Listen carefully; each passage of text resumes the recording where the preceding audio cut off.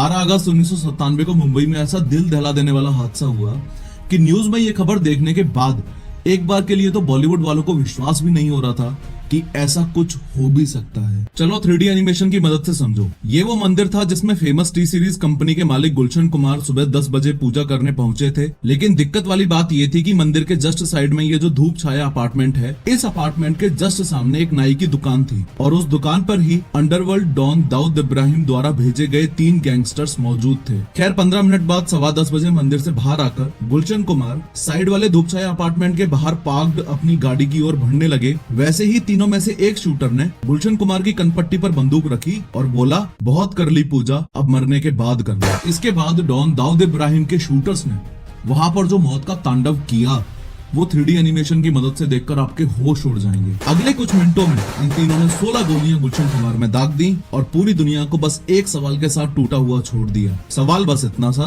कि आखिर गुलशन कुमार को डॉन दाऊद इब्राहिम ने क्यों मरवाया। 3D एनिमेशन की मदद से आज गुलशन कुमार की पूरी कहानी तो समझेंगे ही, लेकिन उसके अलावा मेरी सबसे बड़ी कोशिश ये रहेगी कि आपको ऐसा फील होगा कि टी सीरीज के फाउंडर गुलशन कुमार के साथ हुए सभी इंसिडेंट्स के दौरान आप वहां पर खुद मौजूद थे। लेकिन हर बार की तरह शुरू से शुरू करते हैं। बात 1951 की है। दिल्ली की एक पंजाबी फैमिली में टी सीरीज के मालिक गुलशन कुमार का जन्म हुआ था। बहुत छोटी उम्र में ही गुलशन कुमार अपने पापा की जूस शॉप पर काम करके उनका हाथ बटाने लगे थे। गुलशन कुमार कोई बहुत अमीर परिवार में पैदा नहीं हुए थे। उन्हें पता था कि उन्हें ज्यादा से ज्यादा पैसा कमाकर जल्दी से जल्दी अपने परिवार को सपोर्ट करना है। इसलिए गुलशन कुमार ने सिर्फ 23 साल की उम्र में ही एक कैसेट शॉप खोली जिसमें वो दूसरी कंपनीज के गाने बेचते थे। फिर उन्होंने सुपर कैसेट्स इंडस्ट्रीज नाम से एक म्यूजिक कंपनी बनाई जिसमें वो खुद के गाने बेचते थे। और आप विश्वास नहीं करोगे कि इस मेहनती बंदे ने उस बिजनेस को इस लेवल पर एक्सपेंड कर दिया कि वो बिल्डिंग पूरे नोएडा की सबसे पहली कॉमर्शियल बिल्डिंग बनी। एक बात तो आपको बताने की जरूरत भी नहीं है कि गुलशन कुमार भगवान शिव और मां अम्बे के अल्टीमेट भक्त थे। इनफैक्ट 1983 में जब गुलशन कुमार ने कंपनी को टी सीरीज नाम दिया था तो टी सीरीज में टी का मतलब भी त्रिशूल ही था। इससे पहले कि हम गुलशन कुमार के हत्या वाले दिन की बात करें, एक बात आपको अच्छे से पता होनी चाहिए कि गुलशन कुमार बहुत ही गोल्डन नेचर के व्यक्ति थे। वो हमेशा नए लोगों को मौका देते थे, जैसे अनुराधा पौडवाल, सोनू निगम, कुमार सानू और म्यूजिक डायरेक्टर नदीम श्रवण। ये नदीम श्रवण का जो डुओ है, इसमें ये जो नदीम सैफी है, इसको ध्यान से देख लो और दिमाग में रिकॉर्ड कर लो। रिपोर्टेडली ऐसा बोला जाता है कि इसने ही गुलशन कुमार को मरवाया था। आगे देखेंगे कैसे। गुलशन कुमार अपने कल्चर को काफी फॉलो करते थे और अलग अलग मंदिरों में डोनेशन भी किया करते थे। यहाँ तक कि उन्होंने वैष्णो देवी मंदिर में भंडारा भी स्टार्ट करवाया था जो आज भी उन्हीं के नाम से होता है। गुलशन कुमार इतने सॉफ्ट हार्टेड थे कि पिंजरे में बंद बर्ड्स को खरीदकर उड़ा देते थे। रास्ते में कोई जानवर मर जाता था तो उसकी बॉडी को खुद दफनाते थे। ये बात इतनी आसानी से हजम नहीं होती ना कि जिस बंदे ने पूरी जिंदगी दूसरों का भला किया, गैंगस्टर्स ने मिलके उसी को मार दिया। अगले 2 मिनट इस वीडियो के बहुत ज्यादा इंपॉर्टेंट है। बस ध्यान से एक बार समझ लो कि गुलशन कुमार की हत्या का 1990 में रिलीज हुई आशिकी मूवी से क्या कनेक्शन है। ये देखो आपकी स्क्रीन पर ये बहुत ही टैलेंटेड म्यूजिक डायरेक्टर नदीम और श्रवण है। टी सीरीज ने फिल्म आशिकी के गाने कंपोज करने का मौका दिया एक उभरती हुई जोड़ी को, जो थी ये नदीम श्रवण की। इस मूवी के गानों की 20 मिलियन कॉपीज बिकी और इस सफलता की वजह से टी सीरीज के सारे गानों में ऑलमोस्ट नदीम श्रवण का ही म्यूजिक चलता था। बहुत बढ़िया म्यूजिक डायरेक्टर बनने के बाद नदीम ने गाना गाने की भी सोची। नदीम म्यूजिक डायरेक्टर तो अच्छे थे पर गाने के मामले में उनका हाथ थोड़ा तंग था। इनफैक्ट गुलशन कुमार ने नदीम को सलाह भी दी कि तुम गाना मत गाओ, पर वो माने नहीं। दोस्ती की वजह से गुलशन कुमार नदीम के कुछ गाने जैसे हाय अजनबी प्रमोट करने के लिए रेडी हो गए। जैसा कि गुलशन कुमार को लगा था इन गानों पर कोई खास रिस्पॉन्स नहीं आया और एल्बम पिट गई। जब कंपनी को काफी बड़ा लॉस होने लगा तो गुलशन कुमार ने नदीम के गानों को प्रमोट करना एकदम बंद कर दिया। More over T series mid 90s आते आते इतना बड़ा ब्रांड बन चुका था कि इंडिया में रिलीज होने वाले टोटल गानों में से 65% सॉन्ग्स के राइट्स टी सीरीज के पास ही थे। अगर टी सीरीज उस समय किसी के एल्बम के राइट्स नहीं खरीदता था तो उसके चलने के चांसेस ना के बराबर हो जाते थे। नदीम को यह बात खटक गई कि ना तो गुलशन कुमार उसे काम दे रहे थे और ना ही उसके गाने प्रमोट कर रहे थे। इसी बात का बदला लेने के लिए उसने गुलशन कुमार को जान से मरवाने की सोची। और दिल दहला देने वाली बात यह है कि गुलशन कुमार को मरवाने के लिए नदीम ने सुपारी भी दी। तो किसको? अंडरवर्ल्ड डॉन दाऊद इब्राहिम को। आप लोग ध्यान से सुनना इस बात को। ये दाऊद इब्राहिम है दुनिया का सबसे मशहूर अंडरवर्ल्ड डॉन। इसी धंधे में इसका भरपूर साथ देने वाला ये इसका भाई है अनीस इब्राहिम। उसके अलावा ये दाऊद इब्राहिम का राइट हैंड और बॉलीवुड का डॉन है ये अबू सलीम। मई 1997 में दुबई के एक होटल में गुलशन कुमार को मारने के लिए एक मीटिंग होती है। इस मीटिंग में music director inspector Nadeem, Dawood Ibrahim के छोटे भाई अनीस इब्राहिम और दाऊद के राइट हैंड अबू सलीम गुलशन कुमार के मौत की तारीख लिख रहे थे। नदीम ने बताया कि कैसे गुलशन कुमार ने उसका जीना मुश्किल कर रखा है और वो दोनों उसकी हेल्प करें। अबू सलीम ने 25 लाख टोकन मनी लेकर गुलशन कुमार का पत्ता साफ करने की बात कही। अबू सलीम को ये फायदे का सौदा लगा क्योंकि वो म्यूजिक इंडस्ट्री के सबसे बड़े स्टार को मारकर अंडरवर्ल्ड में और ज्यादा मशहूर होना चाहता था। अबू सलीम गुलशन कुमार की लाइफ के लास्ट चैप्टर की प्लानिंग एकदम फुल प्रूफ करना चाहता था। इसके लिए उसने गुलशन कुमार के हर दिन के हर मिनट की इंफॉर्मेशन निकलवाई। गुलशन कुमार कब खाना खाता है, कब जागता है और यहाँ तक कि कब टॉयलेट जाता है। ध्यान रहे कि ये सब मैं अपनी मर्जी से नहीं बोल रहा, ये सारी बातें एज इट इज इस बुक में लिखी हुई है, जिस बुक का नाम है my name is Abu Salim. ये बुक उस समय के बहुत ही famous investigative journalist S Hussain Zaidi ने लिखी थी। खैर, अबू सलीम एक साइकोपैथ की तरह गुलशन कुमार को 5 अगस्त 1997 को पहली बार कॉल करता है। शॉकिंगली उस कॉल में वो 10 खोखा यानी कि 10 करोड़ की फिरौती मांगता है। साथ ही ये भी पूछता है कि वो नदीम के गाने प्रमोट क्यों नहीं कर रहा है। जनरली ऐसे ब्लैकमेल कॉल्स को लोग पुलिस को रिपोर्ट करते हैं, लेकिन बहुत अजीब बात है कि ये बात गुलशन कुमार के भाई किशन कुमार ने उन्हें बहुत समझाई कि भाई पुलिस को बता दे। फिर भी गुलशन कुमार ने ये 10 करोड़ की फिरौती वाली बात पुलिस को नहीं बताई। 9 अगस्त को फिर से अबू सलीम का कॉल आया और फिर से फिरौती मांगने पर गुलशन कुमार ने कहा, तुम्हें पैसे देने से अच्छा है कि मैं वैष्णो देवी में भंडारा करवा दूंगा। क्योंकि गुलशन कुमार इतने बड़े अंडरवर्ल्ड डॉन से डर नहीं रहे थे,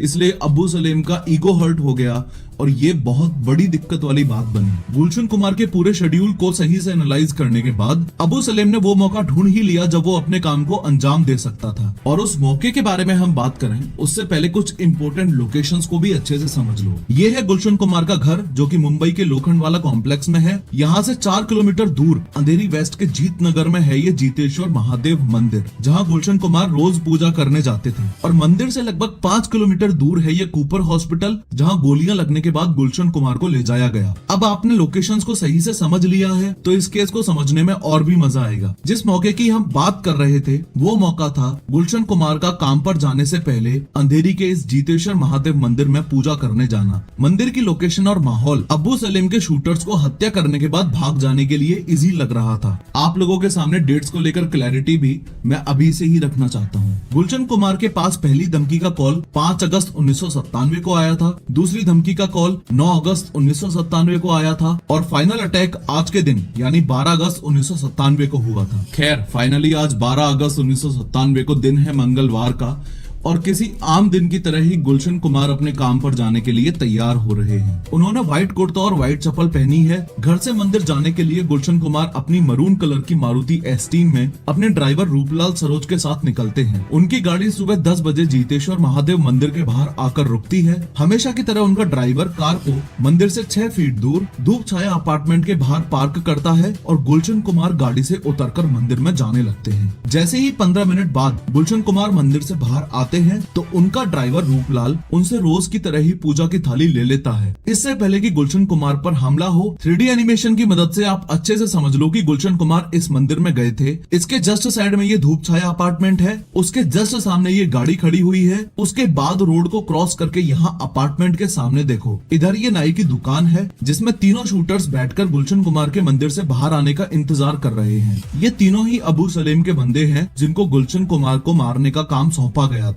इन तीनों में से ये वाला है अब्दुल रऊफ उर्फ दाऊद मर्चेंट, ये वाला है अब्दुल राशिद और तीसरा वाला है अनिल शर्मा। जस्ट अभी आपने नोटिस किया कि 3D एनिमेशन की मदद से किसी भी हार्ड कॉन्सेप्ट या इंसिडेंट को समझना कितना इजी। खैर, जैसे ही गुलशन कुमार अपनी कार के पास पहुंचे, उनके पीछे से अब्दुल रऊफ ने उनकी कनपट्टी पर गन तानी और बोला, बहुत कर ली पूजा, अब मरने के बाद करना। जितनी देर में गुलशन कुमार कुछ समझ पाते, एक गोली चली और उनके सिर को छूती हुई निकल गई। घबराहट में गुलशन कुमार पास ही के एक पब्लिक टॉयलेट में छुपने के लिए भागते हैं, पर उनका पैर वहीं स्लिप हो जाता है। पैर स्लिप होते ही अब्दुल रऊफ उन पर 3 गोलियां और चला देता है जो उनकी पीठ में लगती हैं। 3 गोलियां लगने के बाद और बुरी तरह घायल होने के बाद भी गुलशन कुमार अपने आप को घसीटते हुए आगे बढ़ने लगते हैं, लेकिन अब्दुल रऊफ भी उनके पीछे पीछे अपने शिकार को फॉलो करते हुए चल रहा है। गुलशन कुमार दीवार का सपोर्ट लेकर उठने का ट्राई करते हैं पर वहीं गिर जाते हैं। ड्राइवर रूपलाल गुलशन कुमार की मदद करने के लिए आगे आता है और कलश उठाकर अब्दुल रऊफ पर फेंकता है। अब्दुल रऊफ रूपलाल लाल के दोनों पैरों में गोली मार देता है। सबसे चौंकाने वाली बात यह है, 3 गोलियां लगने के बाद भी गुलशन कुमार पास के घरों में हाथ जोड़कर मदद मांगते हैं, पर लोग उन्हें देखकर अपने गेट्स बंद कर देते हैं। एक मूवी की सीन की तरह, जहां गुलशन कुमार पर अब्दुल रऊफ, अब्दुल राशिद और अनिल शर्मा ने 12 गोलियां और चलाई, वहां ऊपर देवी माँ की फोटो लगी हुई थी। जिस मंदिर को गुलशन कुमार ने खुद रिनोवेट करवाया था, आज उसी के पास उनका अंत इस भयंकर तरह से हो रहा था। ये बात सुनकर आपके होश उड़ जाएंगे कि जब तक ये मर्डर सीन चल रहा था, तब तक अबू सलीम फोन पर गुलशन कुमार की चीखें सुन रहा था। At the end Abdul Rauf ने पास ही खड़ी टैक्सी में से ड्राइवर को बालों से खींचते हुए निकाला। वो लोग खुद उस टैक्सी में बैठे और तीनों शूटर्स वहाँ से वर्सोवा लिंक रोड की तरफ भाग गए। इतने सब हत्याकांड के बाद 2 लोग मदद करने के लिए सामने आए। मंदिर का पुजारी रामचंद्र लवांगरे और राजेश जौहरी।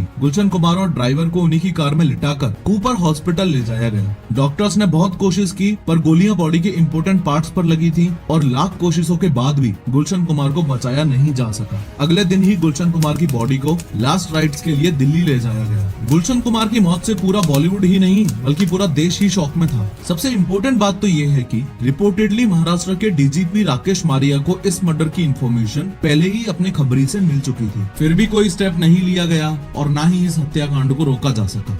तो क्या ये माना जा सकता है कि पुलिस भी अंडरवर्ल्ड से डरती थी? खैर, जिस इंसान ने इतने तगड़े तगड़े हिट भक्ति भजन भारत को दिए हों, जिसने टी सीरीज नाम का पूरा एक एम्पायर खड़ा किया हो, उसकी हत्या उस समय पूरे भारत और बॉलीवुड के लिए सुपर शॉकिंग थी। लेकिन सवाल ये है कि इन 6 के 6 हत्यारों का उसके बाद क्या हुआ? तो इनमें से अब्दुल रऊफ को 2001 में कोलकाता में अरेस्ट किया गया। 2001 में ही पहला ट्रायल हुआ, जिसमें 19 लोगों पर इस मर्डर के चार्जेस लगाए गए। अब्दुल रऊफ को उम्र कैद की सजा हुई और बाकी सबको प्रॉपर सबूत न होने की वजह से रिहा कर दिया गया। बात अगर म्यूजिक डायरेक्टर नदीम सैफी की करें, तो वो मर्डर के जस्ट बाद ही देश छोड़कर लंदन भाग गया और आज तक वापस नहीं आया। एक इम्पोर्टेंट बात ये भी है कि जिन 19 लोगों पर मर्डर के चार्जेस लगाए गए, उनमें से एक नाम टिप्स कंपनी के ओनर रमेश तौरानी का भी है, रिपोर्टेडली जिन्होंने टी सीरीज को बर्बाद करने के लिए गुलशन कुमार की सुपारी दी थी। मोरओवर, कुछ लोगों का कहना है कि गुलशन कुमार हिंदू कल्चर को प्रमोट करते थे, इसलिए ऐसा सब हुआ है, पर ये प्रूव नहीं हो पाया है। एट द वेरी एंड इस पूरे प्लान के मास्टरमाइंड और दाऊद इब्राहिम के राइट हैंड अबू सलीम को पोर्चुगल से अरेस्ट किया था और वो अभी भी जेल में ही है। काफी इंटरव्यूज में नदीम सैफी ने अपनी तरफ से सफाई देते हुए साफ साफ कहा है कि उसका गुलशन कुमार के मर्डर से कोई भी लेना देना नहीं है। आज इसको खुलासा मैं करना चाहता हूँ कि मैं कभी न भागा हूँ और न मैं कोई ऐसी कोई जुर्म किया जिसके लिए मुझे इस तरह की जो है वो सजा मिलने की